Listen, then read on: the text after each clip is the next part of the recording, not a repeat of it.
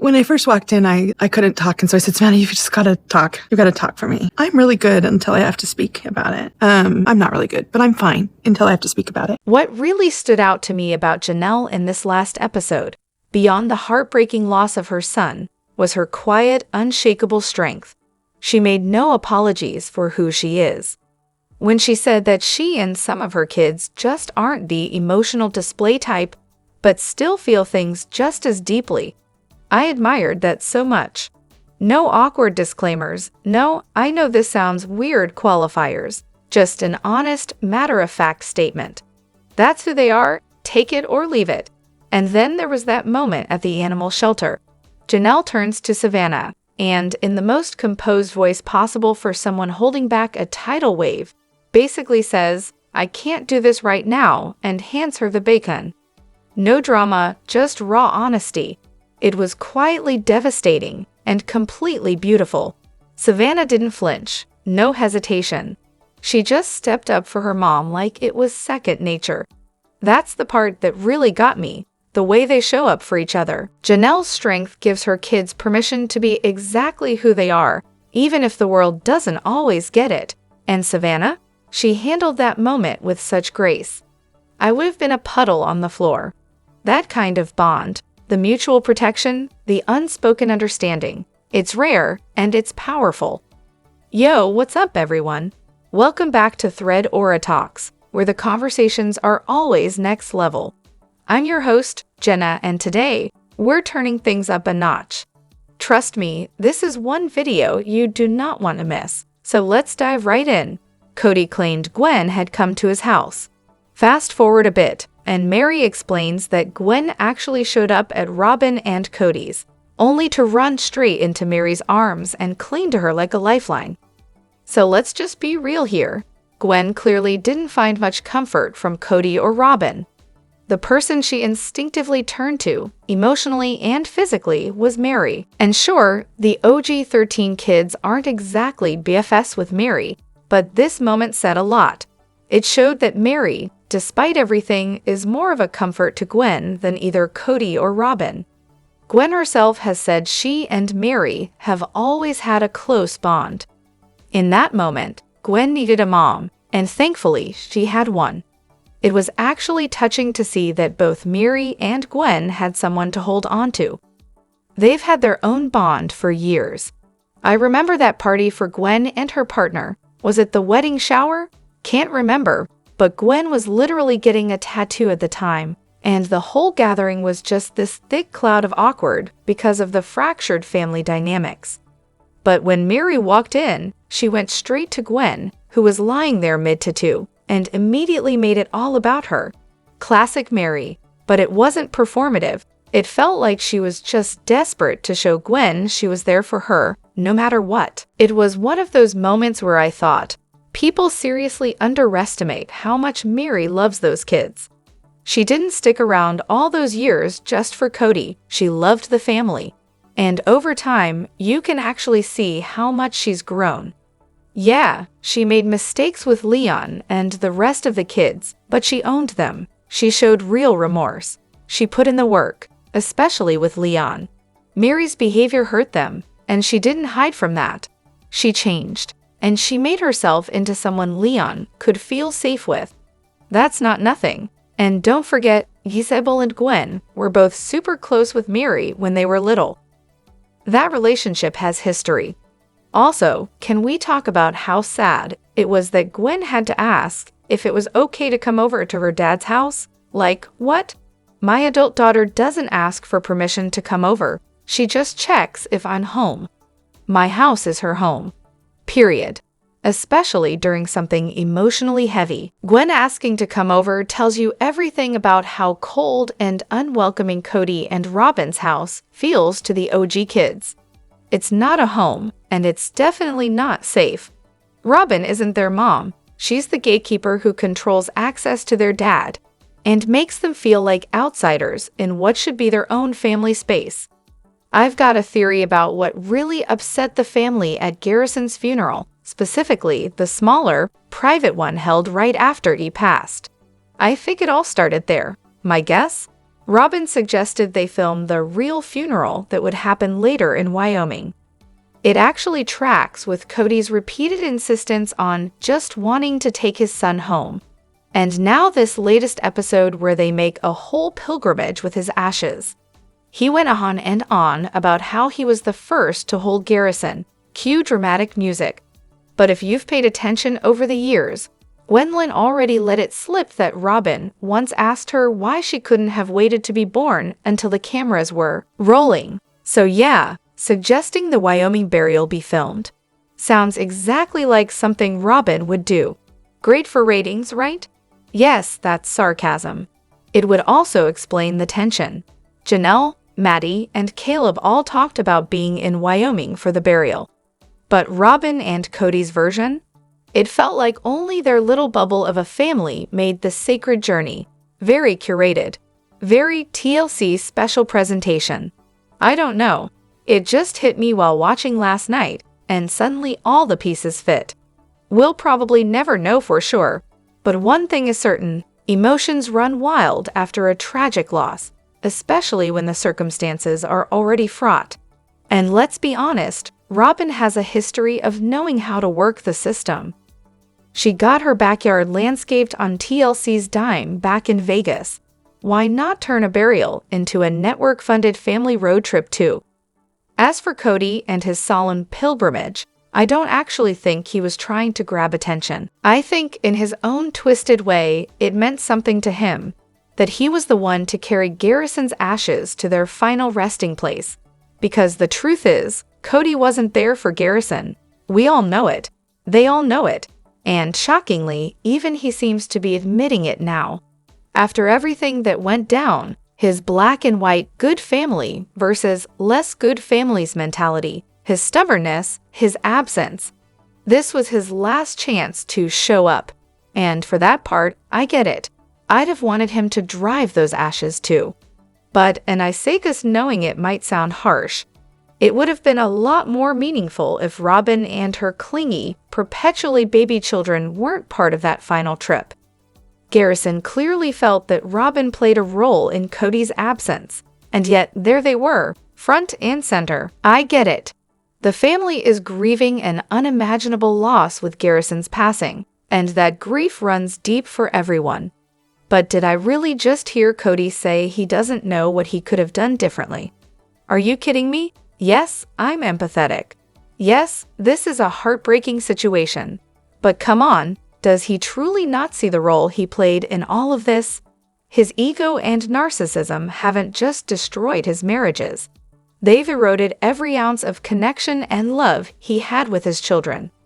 And now, even in the face of tragedy, he's still clinging to his delusions instead of facing reality and trying to heal those broken relationships. It's honestly unbelievable that he can stand there and claim innocence, acting like he hasn't contributed to the trauma his kids have endured. How is he still hiding behind this poor me narrative?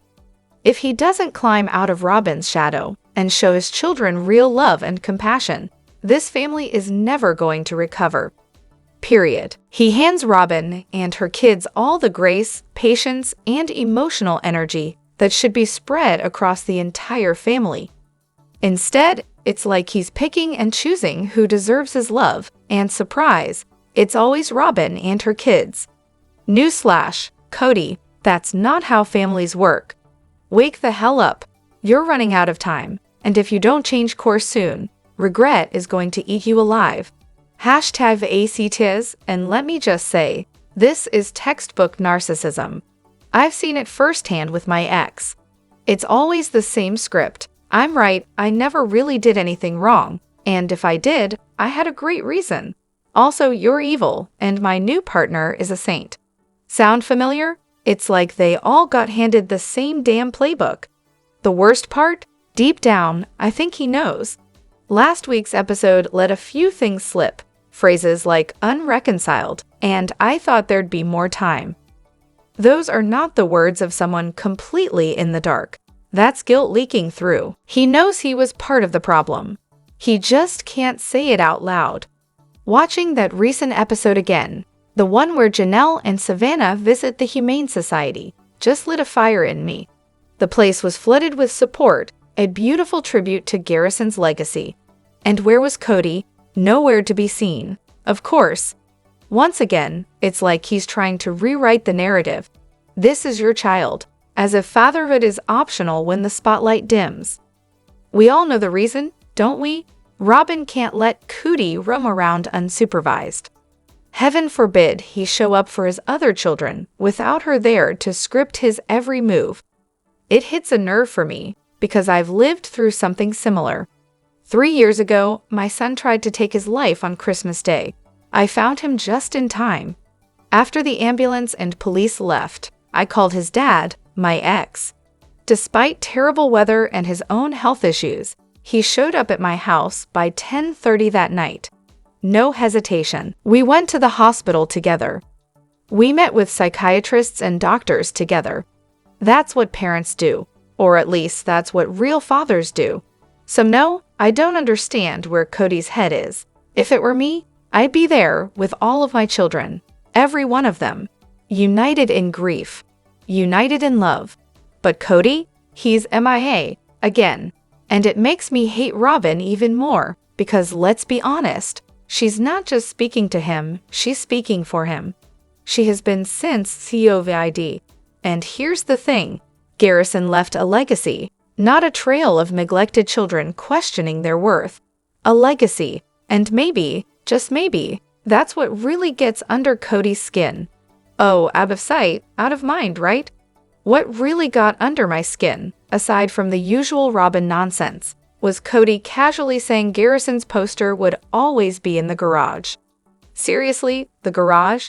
It just screams, I'll stick him somewhere. I don't have to actually see him every day. Maybe it's just me, but that felt cold. I mean, if I were Robyn, and my husband had just lost his child, you can bet one of those gaudy paintings would come down to make room for a photo of Garrison. Put it up in the living room, somewhere real, somewhere you'd walk past and smile, remember a moment, a laugh, something. But nope. Even in death, Garrison gets relegated to the garage, like an afterthought. Counterpoint, balanced view. Now, to be fair, Garrison did like working with his hands. He was a builder, and Cody keeps his tools in the garage. Judging from the pictures online, it's actually a pretty nice workspace. So maybe, just maybe, Cody put the poster there because that's where he feels closest to Garrison. Quiet, focused, undistracted by the chaos of the rest of the family. Honestly, my husband basically lives in our garage too. That's his space. So maybe for Cody, it wasn't about hiding the poster. It was about keeping Garrison with him in the one place that still made sense. Was Aurora really happy when her biological dad signed away his parental rights? Because I still remember the look on her and Dayton's faces when Robyn and Cody broke the news that their dad had officially signed off and Cody would now be legally adopting them. Dayton looked like someone had just unplugged his brain, his mouth dropped open, eyes wide like a deer in headlights. Aurora, she burst into tears. And no, it didn't scream, "Yay, new dad," to me. Honestly, it felt less like a joyful moment and more like someone pulled the rug out from under them. I mean, even if they were on board with the adoption in theory, that had to sting. Your actual dad giving you up? That's not a confetti-worthy event. But of course, Robyn jumped right in with a big smile like this was some Hallmark moment, completely ignoring the emotional nuclear fallout happening on those kids' faces. Maybe they eventually made peace with it. Maybe they were even told this was what they should want. But in that moment, I didn't see relief or excitement. I saw pain, confusion, maybe even betrayal. Brianna and Dayton looked heartbroken, and Aurora's sobs didn't exactly scream tears of joy. What do you think? Because to me, their feelings looked very complicated, and honestly, I don't blame them. So if Cody and Robyn go to Wyoming every year, then riddle me this. Why did it look like they were seeing everything for the first time on this trip? I mean, really, Robyn literally said, "Nice to meet you," to someone at the saddle store. If this is an annual tradition, shouldn't she be on a first-name basis with half the town by now? It just felt staged. Like either they're faking it for the cameras or they've been going up there year after year and somehow managed to avoid doing any of the actual stuff people go there to do. Which is its own kind of impressive, I guess. And then there's this whole thing about Robyn wanting to give her kids roots there. Roots? If they really go every year, wouldn't those roots already exist? Wouldn't her kids already have memories tied to the place, besides just dropping in when someone's dying? Honestly, it's giving "we need a storyline" energy. Kind of like that game night scene, where they cracked open the game like it was fresh off the store shelf. Still in the plastic wrap. Very cozy and spontaneous, right?